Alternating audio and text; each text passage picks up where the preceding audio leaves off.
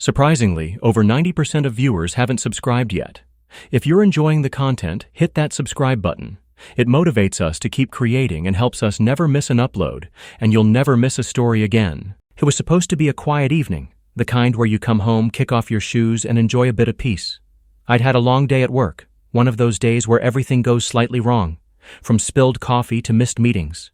I wasn't expecting excitement, but when I turned the corner onto my street, I noticed the disruption right away. A luxury SUV was parked outside my house. Not just any SUV, it was one of those top-of-the-line models, sleek and black with freshly polished chrome and custom rims that probably cost more than my entire monthly mortgage. The kind of vehicle that makes a statement before the engine even shuts off. At first, I figured someone had made a wrong turn, or maybe one of the neighbors had guests. But the longer I stared, the more something gnawed at me. I knew every car on the block. This one didn't belong. Then I saw her, my wife, sitting in the passenger seat, her window down. Her hair was blowing slightly in the evening breeze, and she was laughing. Not the polite kind, not the strained or nervous kind. No, this was the laugh I hadn't heard in a long time. Carefree, joyful, real. And it wasn't because of me. Sitting next to her was a man. He was leaning back, one hand on the steering wheel, sunglasses on even though the sun was nearly gone. He was relaxed, confident. Too confident for someone sitting in front of another man's home with his wife. I pulled up behind the SUV and parked. My hands were steady, though I wasn't sure why. I'd always wondered how I'd react in a moment like this. Anger? Despair? Confusion? But all I felt was cold clarity. I got out of the car and started walking up toward the front of the house. That's when they appeared. Two men stepped out from the side of the garage, both tall, both muscular, both wearing the exact same kind of black shirt that let you know they worked out often and weren't afraid to show it. They stood in my path, arms crossed. One of them smirked. The other sized me up like he already knew the outcome of whatever was about to happen. "Not so fast," the taller one said. Behind them, the man from the SUV stepped out and walked over, his arm now casually draped around my wife's shoulders. She didn't resist. She didn't even look at me, just stared straight ahead. "Your wife's with me now," he said, his voice smooth and confident. "We packed her things, and we came to put you in the hospital." There was a silence. My neighbors' houses were quiet. Somewhere, a sprinkler clicked on. I looked at the man, then at the thugs, then at her, and I smiled. "Her betrayal was her choice," I said. "Bringing them was your mistake." He looked confused for a moment, and then the taller thug stepped forward. "Let's see what you got," he said, as if this were some kind of game. They moved toward me, and that's when everything changed. I stepped back, not in retreat, but in preparation. I'd never been the kind of person who advertised his past. My life was quiet, structured. I went to work, I paid my taxes, I mowed my lawn on weekends. But there was a time, before the calm, when my life was anything but ordinary. People always assume the man in the plain clothes, living the plain life, is weak, forgettable. They mistake stillness for softness. Big mistake. The first thug lunged forward, expecting me to stumble back or plead. Instead, I sidestepped him smoothly and let his momentum carry him past me. I didn't strike him, not yet. There was no need to escalate too quickly. The second one hesitated, confused. That's when I turned slightly, letting him get a better look at my stance. It didn't take much. A single movement. A twist of the foot, a subtle shift in balance, and then it was over. They didn't know how to react. The man who'd stolen my wife blinked, unsure of what he'd just seen. The two thugs, now looking more uncertain than dangerous, regrouped. "Try again," I said, voice calm. They didn't, instead the one who had initially tried. To grab me backed up slowly. Maybe it was the way I stood. Maybe it was something in my eyes, or maybe, just maybe, they realized this wasn't going to be as easy as they thought. The man from the SUV stepped forward, his confidence beginning to waver. "What is this? You think you're tough because you got lucky?" I didn't answer. I didn't need to. My wife looked at me for the first time then, really looked at me, and I saw something there I hadn't seen in a long time. Not love, not regret. It was something simpler. Doubt. She had made her choice. She thought I would break, that I would beg, that I would crumble like some fragile thing left out in the rain too long. But I didn't. I turned and walked toward my front door. They didn't follow. I opened the door, stepped inside, and closed it behind me. And then I sat down at the table and started writing. Not a letter, not a message, a plan. Because this wasn't over. Not yet. I wasn't angry. I wasn't even heartbroken. What I felt was purpose. You see, people who plan betrayal always assume the target will be unprepared, that they'll be shocked, paralyzed. But what happens when the person they underestimated is 5 steps ahead? I opened the drawer in the kitchen and took out a small black notebook. It looked like a grocery list pad. It wasn't. Inside were names, numbers, contacts from a time in my life I'd chosen to leave behind, until now. I didn't want revenge, not really. What I wanted was resolution, a way to turn the tables with precision. Not violence, not chaos, but something more complete. I flipped open the notebook and made the first call. "Hey," I said when the line picked up. "Yeah, it's me. I know it's been a while. I need a favor." There was a pause on the other end, then a laugh. I figured this day would come. "So you're still in? You still remember the rules? I wrote them. Then let's get started." I hung up and looked out the window. The SUV was still there. He was still there. They all were. Let them wait. They had come to shake me, but they had no idea what they'd really started. The SUV was still outside when I went to bed that night, not because I was intimidated, but because I wanted them to stay right where they were. I wanted them to believe they'd caught me off guard, that their little stunt had worked. Let them marinate in their illusion of control for just a little longer. The next morning, they were gone. The quiet return of routine was almost amusing. A few neighbors glanced toward my driveway a little longer than usual, curious but too polite to ask questions. If they only knew. I went about my day with a calm that wasn't forced. I showed up at work, smiled, typed reports, took calls. No one knew anything was different. But beneath that normal surface, gears were turning. Old gears, ones I hadn't used in years. That first call I made the night before was just the beginning. By midweek, I'd spoken to 4 people, each from a different corner of my former life. None of them were criminals, nothing like that. They were professionals in their own right. Strategic thinkers. One had moved into security consulting, another into digital forensics. One ran a logistics firm. The last one, an old friend, worked in real estate. What connected them all wasn't just their skills, but the unspoken bond we'd formed in a different time, under different circumstances. Back when everything was more about survival than stability. Back when we all knew that trust was earned in shadows, not in daylight. I didn't ask them to do anything illegal. That wasn't my game. What I wanted was information. Leverage. A better picture of the man who now thought he had taken everything from me. His name was Marcus Hale. According to public records, he was a luxury car dealer. But not just any kind. He specialized in importing rare, high-end models for elite clients. The type of business that required connections, discretion, and deep pockets. It didn't take long to find the cracks in his image. Several lawsuits buried under shell companies, unpaid debts, a few names that popped up repeatedly, clients claiming custom orders that never arrived, deposits that vanished, vehicles that were delayed but never produced. One of my contacts dug deeper. Apparently, Marcus had a pattern. He would latch onto well-off families, wealthy women, especially those in unstable marriages, and charm his way in. He used relationships as currency. It wasn't about love or loyalty, it was about access. He didn't want my wife. He wanted what she represented. Our house, my assets, my name. He had no idea I'd made everything bulletproof years ago. When my wife and I first got married, I'd insisted on separate legal ownership of assets, not because I didn't trust her then, but because I'd already lived a life where unpredictability was a given. She'd never asked why, just signed what I'd prepared. Everything was in my name, and nothing could be transferred without my signature. Not the house, not the investments, not the vehicles, not even the furniture. I started making a few quiet moves. No noise, no drama, just control. First, I changed the locks. Then I moved all essential documents into secure storage. I notified the bank of potential identity theft and added extra verification protocols to all my accounts, just in case Marcus or my wife got clever. And then I waited. Sure enough, 2 days later, a notification popped up on my phone.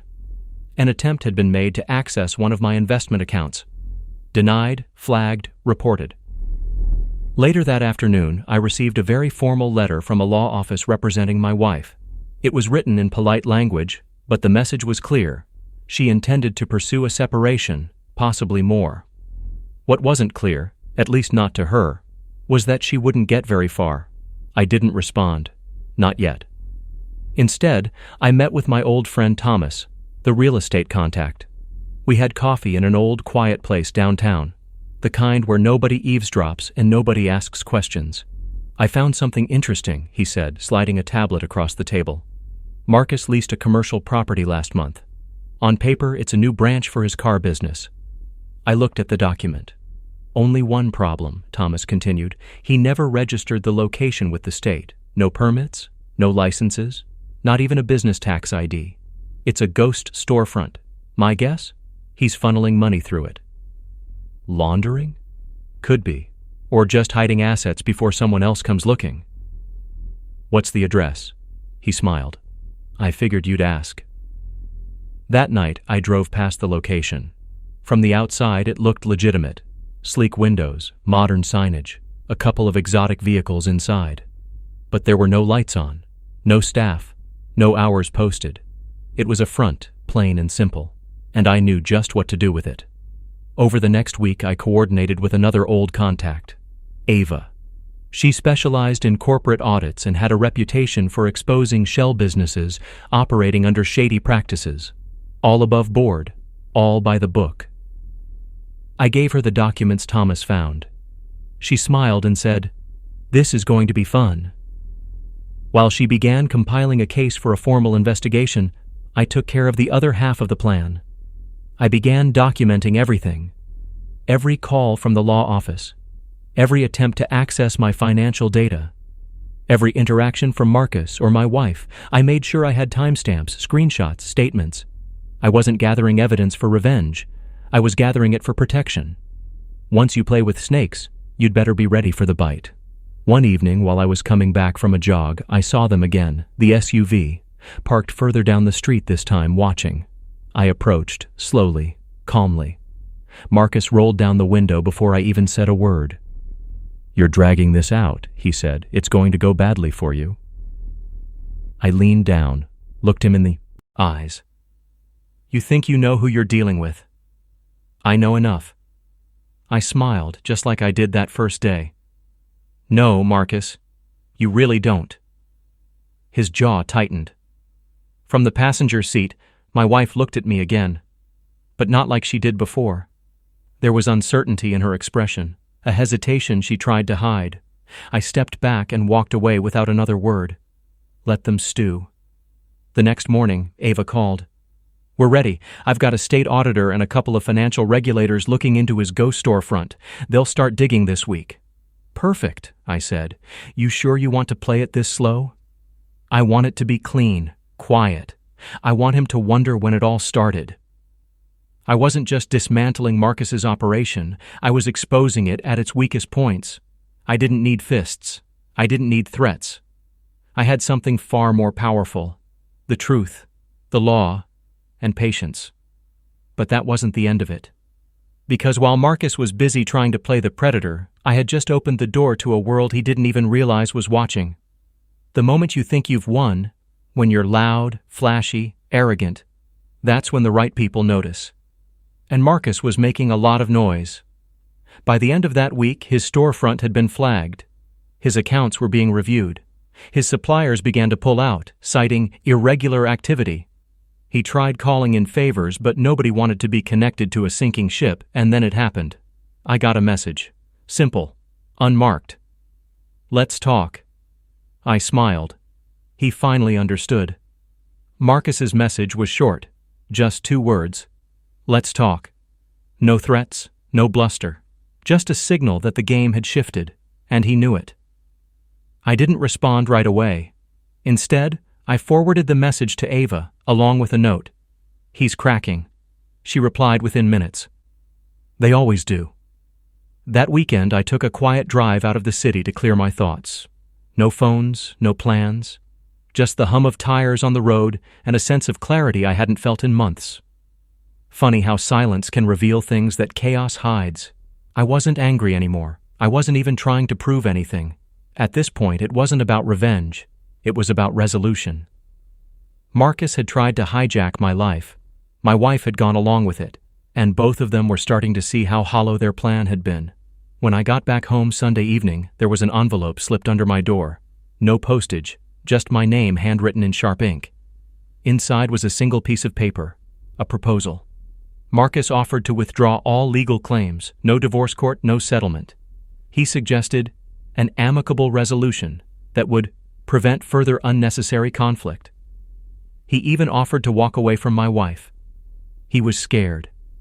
And that's when I knew the final piece was falling into place. Monday morning, I called my lawyer. I had been waiting for the right moment to initiate my side of the legal process. Everything until now had been quiet maneuvers. Prevention, protection, leverage. But now it was time to set the official wheels in motion. We filed a formal cease and desist order against Marcus and his dealership for attempted fraud and defamation. At the same time, Ava's audit report was delivered to the state licensing board, and Thomas's contacts helped flag a series of suspicious real estate transactions Marcus had buried under shell LLCs. The weight of everything hit him fast. By Friday, his business accounts were frozen pending review, his storefront was shuttered, multiple clients were now suing for unfulfilled orders. And perhaps the most ironic twist, the luxury SUV, the one he used to impress my wife, turned out to be leased under a false name. He lost it, literally and figuratively. The same day the vehicle was repossessed, I received a call from my wife's attorney. They were backing off, completely. No divorce claims, no demands, no visits. They wanted it all to disappear. But I wasn't done. Not out of spite, but because some things need to be finished properly. So I requested a final meeting, neutral ground, public, bright and open, a quiet little coffee shop overlooking the lake. I arrived early and sat at a window table, watching the sun reflect off the water. Marcus arrived first. Gone was the swagger. No designer sunglasses, no smirk. Just a man trying to calculate how much damage he could still contain. My wife came a few minutes later. She looked different too. Tired. Not broken, but stripped of the illusion they'd both lived in for the past few weeks. They sat across from me in silence. I let it hang there for a moment. Then I leaned in. You thought I wouldn't fight back. Marcus shifted. We weren't trying to destroy you? I raised an eyebrow. He glanced at my wife. It got out of hand. I turned to her. You had a choice. I don't blame you for being unhappy. I blame you for how you handled it. She looked down, said nothing. I continued. You wanted out? You should have said so. We could have ended things clean. But instead, you invited him into my home. You tried to break me. Marcus spoke again. What do you want? I already have what I want. He frowned. I have my peace, my life. And everything you tried to take? It was never yours to begin with. You've made your point. No, I said, standing. I made my move. You made yours. And now it's over. I left them there, sitting in the uncomfortable silence of their own consequences. Over the following weeks, I began rebuilding. Not just my home, but my focus. I joined a few local business groups, met new people, started planning a side project I'd put off for years. Life didn't go back to the way it was. It got better. Not because of what I'd done to them, but because of what I refused to let them do to me. One morning, while walking through the park, I saw a family playing catch. A father, a son, a daughter. Laughter, warmth, simplicity. And I realized something. Marcus came at me thinking he had power. But real strength isn't in taking things from others. It's in knowing who you are when everything you've built is tested. My wife betrayed me, he underestimated me, and I forgave neither, but needed revenge on neither. Because I didn't lose myself, not even for a moment. Months later, I heard that Marcus had relocated. His business never recovered. My wife tried starting over in another city. I didn't follow. I didn't care. Some stories don't need revenge. They just need closure.